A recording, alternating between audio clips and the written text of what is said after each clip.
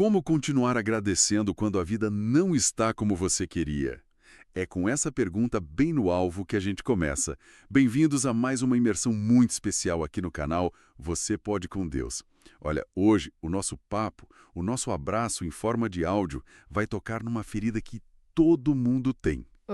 Todo mundo mesmo. É inevitável. Pois é, a gente vai conversar sobre o poder da gratidão nos dias difíceis. E o nosso objetivo aqui não é, de forma alguma, empurrar aquela positividade tóxica, sabe? De fingir que a dor não dói. A missão dessa nossa conversa é tentar descobrir como enxergar a presença de Deus no meio do caos absoluto. Nossa, isso é tão necessário hoje em dia. Porque, assim, associar a gratidão aos dias de sol, às conquistas, sabe, aquelas fases leves da vida, é muito fácil, é quase automático. O verdadeiro teste, e é aí que a imensa maioria das pessoas simplesmente se perde completamente, é quando a tempestade desaba. Exato, quando vem um luto do nada. Isso. Luto, frustrações gigantes, ou então aquela ansiedade que não passa, problemas financeiros acumulados, uma crise na família.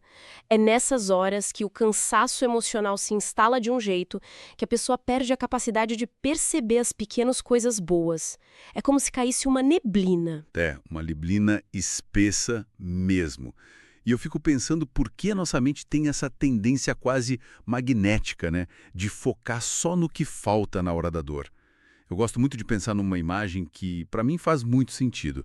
Imagina que a sua mente numa crise é tipo uma lente de câmera profissional muito cara. Tô imaginando. Aí, de repente, dá um pequeno arranhão no vidro dessa lente. E a câmera foca absurdamente, milimetricamente, só naquele arranhão. O que acontece com a paisagem linda lá no fundo? O pôr do sol, as montanhas. Fica tudo embaçado, você não vê mais nada. Tudo embaçado. O arranhão domina tudo. E aí eu até lanço essa reflexão para quem está acompanhando a gente agora. O que você tem deixado de enxergar por estar focado apenas no problema? Essa analogia é perfeita. E ela explica bem aquela cegueira da reclamação contínua, sabe? Porque a murmuração aumenta o peso da vida. Tem uma história de sabedoria antiga que ilustra exatamente isso. É a história de um homem que se achava o cara mais sem sorte, mais injustiçado do mundo todo. O famoso vitimista, né? Aquele que acha que o universo conspira contra ele. Esse mesmo. E aí, consumido por isso, ele decidiu fazer uma longa jornada para perguntar para Deus, cara a cara, o motivo de tanta infelicidade. Ele foi tirar a satisfação. Literalmente. E no meio do caminho, ele passou por uma árvore gigantesca, mas que estava secando, morrendo. E a árvore falou com ele. Pediu que, quando ele encontrasse Deus, perguntasse o motivo dela estar morrendo daquele jeito. E o que ele fez? Ele estava com tanta pressa, tão focado na própria dor, que mal olhou para a árvore. Só disse tá bom, e continuou andando. Mais para frente, ele encontrou uma jovem linda, mas que estava chorando desesperadamente de solidão. E ela pediu a mesma coisa. Por favor, pergunta para o Criador por que eu não consigo encontrar o amor. Deixa eu adivinhar, ele ignorou ela também. E ignorou completamente. Só concordou com a cabeça e deixou a moça lá chorando.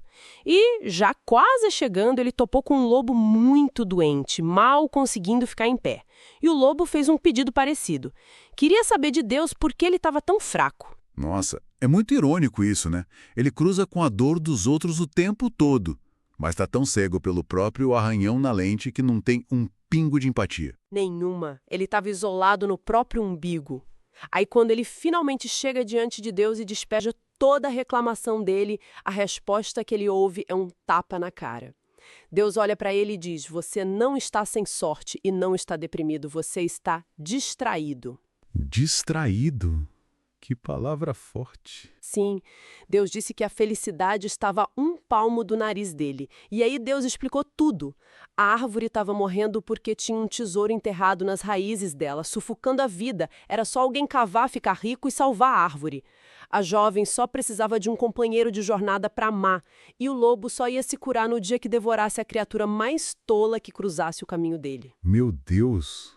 As respostas estavam todas ali no caminho dele. Todas. Mas olha a reação dele. Em vez de entender a mensagem e agradecer, ele virou as costas e saiu correndo como um maluco para tentar encontrar essa sorte que ele achava que estava esperando por ele em algum lugar. Ele não aprendeu nada. Nada.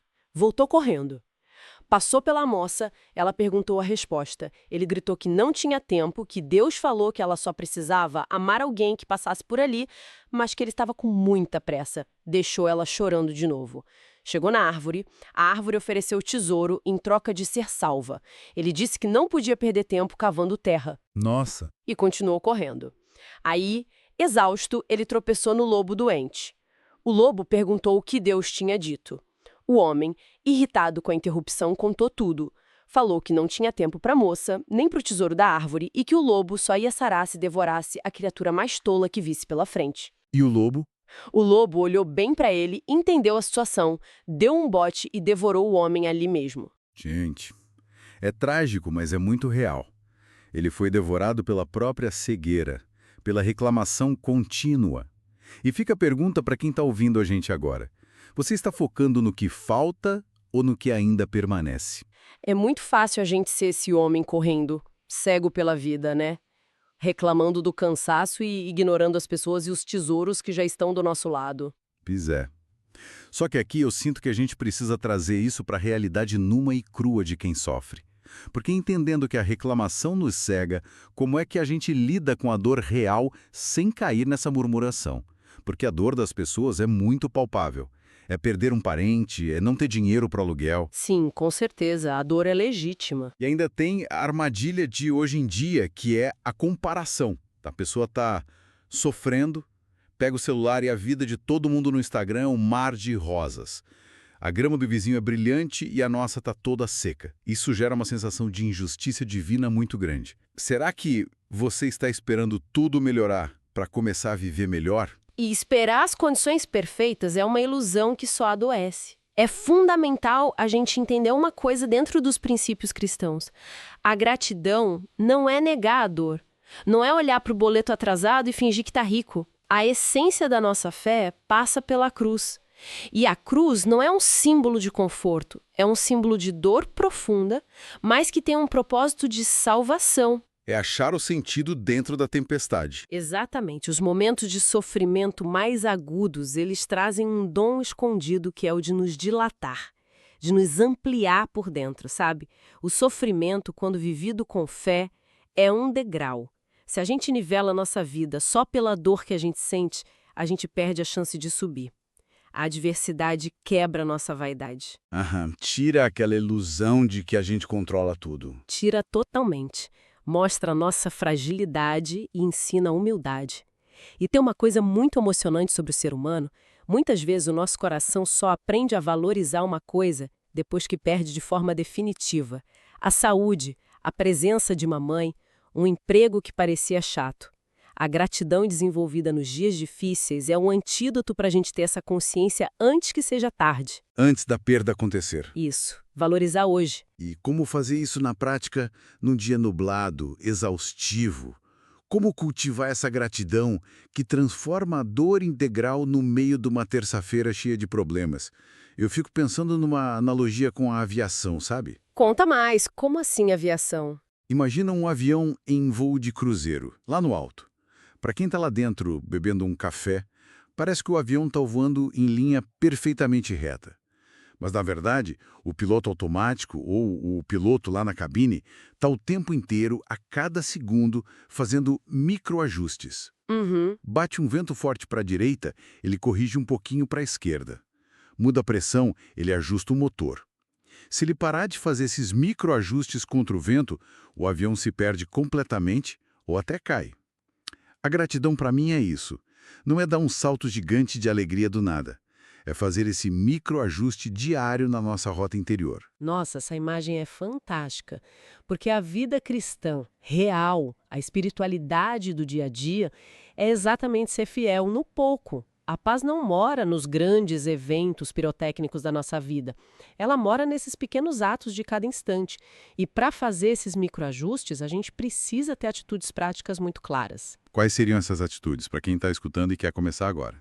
Primeiro, desacelerar. Não tem como ter gratidão correndo feito o homem da história. Segundo, diminuir drasticamente as comparações. Parar de olhar a grama do vizinho nas redes sociais. Terceiro, e isso é vital, praticar momentos de silêncio para ouvir a Deus.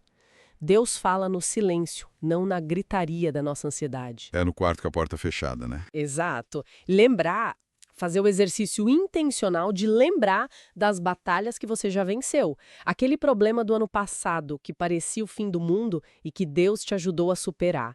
Isso fortalece a fé para o obstáculo de hoje. E aprender a viver o presente valorizando as pessoas que estão perto. É engraçado você falar de lembrar do passado. Eu quero fazer uma pergunta com muito carinho para quem está com a gente agora. Quantas coisas que hoje você considera normais já foram motivo de oração um dia? Nossa, essa é para parar e pensar mesmo. É muito forte. Aquele emprego que hoje te cansa, teve um dia que você chorou pedindo por ele. A saúde do seu filho, aquele teto que te abriga. O ser humano se acostuma rápido com o milagre. E eu emendo outra pergunta. Você consegue encontrar algum motivo para agradecer hoje, mesmo que pequeno? É esse foco no microajuste. Encontrar esse motivo mínimo é o que muda a rota. Só que aí a pessoa faz um microajuste. Ela encontra um motivo para agradecer. Mas e quando o cenário externo continua caótico? A conta bancária continua no vermelho, a dor do luto continua machucando. Se o lado de fora não mudou, o que realmente acontece de diferente? Acontece o mais importante: a mudança dentro de você. O coração humano está sempre inquieto e ansioso até encontrar repouso em Deus. A verdadeira gratidão, quando praticada, cria o que alguns sábios chamam de santa indiferença. E calma, não é apatia. Não é ficar insensível ou frio com as dores do mundo. Não é não ligar para nada. Não. A santa indiferença é uma paz tão profunda, uma liberdade interior tão grande, que ela deixa de ser escrava das circunstâncias. A sua paz não despenca só porque o dia foi ruim. Quem usa da misericórdia e da gratidão encontra uma suavidade de espírito. Você aguenta a pressão sem quebrar. A gratidão não altera a tempestade lá fora, mas ela constrói um abrigo indestrutível do lado de dentro. É construir a casa sobre a rocha. Podem vir os ventos, as chuvas. Exatamente. Transforma você. E isso é definitivo. Que maravilha! E chegando no fim do nosso papo de hoje, eu queria deixar um pensamento para a gente ruminar. A gratidão não é uma dívida pesada que a gente tem que pagar para Deus porque Ele é um cobrador. A gratidão é uma lente divina que Deus nos empresta. Uma lente limpa, sem aquele arranhão. Isso.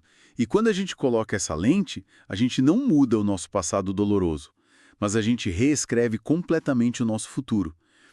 Porque aí a gente passa a caminhar como filhos amados, cuidados, e não como órfãos perdidos e abandonados à própria sorte. Muito lindo. E olha, se essa conversa de hoje tocou o seu coração, se te trouxe algum alento ou clareza, a gente pede que você siga o canal Você Pode com Deus para continuar nessa caminhada com a gente. E mais, pense em alguém agora. Sempre tem alguém precisando, né? Sempre tem. Alguém que está cansado, que está com o peso do mundo nas costas, precisando desesperadamente achar um pontinho de luz nessa neblina. Pega esse episódio, compartilha e manda para essa pessoa agora mesmo. Seja você essa resposta e esse abraço na vida dela. Fica aí a nossa missão para hoje. Pessoal, muito obrigado por mais essa imersão maravilhosa, que a gente consiga fazer esses microajustes e colocar essa lente da gratidão todos os dias. Um abraço bem forte, fiquem com Deus e até a nossa próxima conversa.